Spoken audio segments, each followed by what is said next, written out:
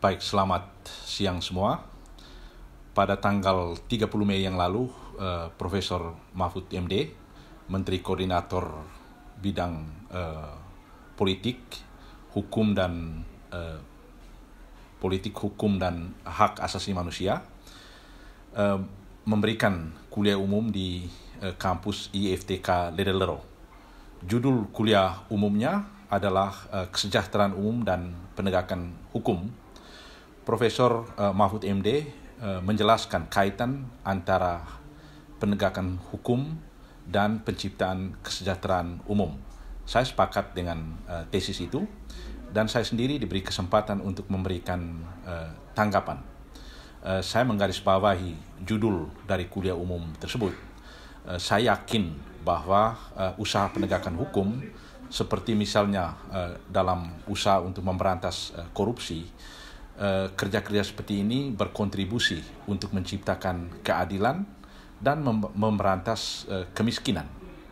Misalnya, kalau uang yang triliunan rupiah yang dikorupsi itu digunakan untuk membangun infrastruktur di NTT, maka kita tidak punya keluhan lagi tentang jalan-jalan yang rusak atau akses terhadap air bersih yang sering sangat sulit untuk masyarakat kita.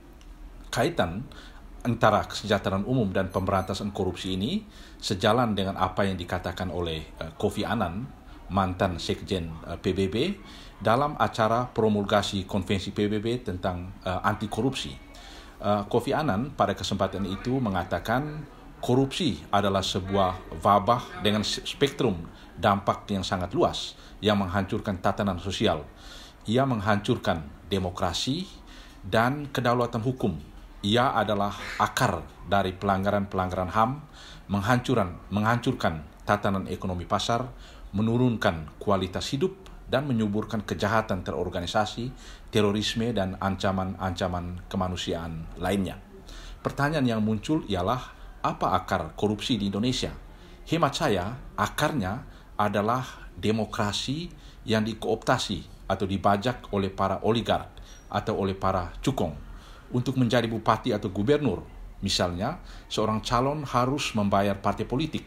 Karena itu tidak heran jika banyak bupati dan gubernur terlibat dalam kasus-kasus korupsi guna mengembalikan modal yang sudah ia keluarkan. Pertanyaan untuk kita, apa solusinya?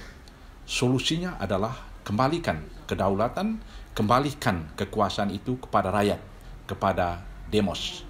Ada 3 cara untuk mencapai hal ini. Yang pertama, hapus ambang batas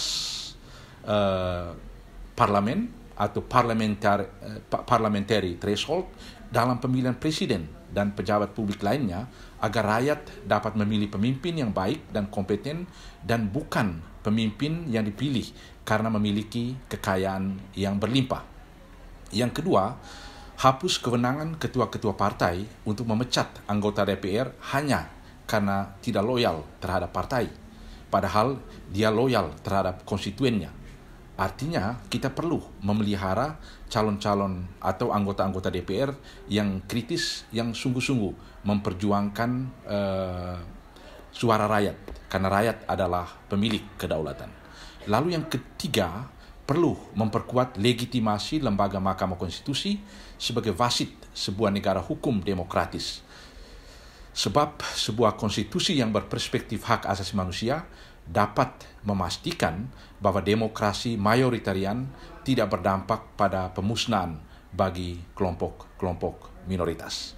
Saya kira itu 3 hal yang perlu kita lakukan agar demokrasi ke depan menjadi lebih kuat dan lebih berkualitas serta berpihak pada rakyat.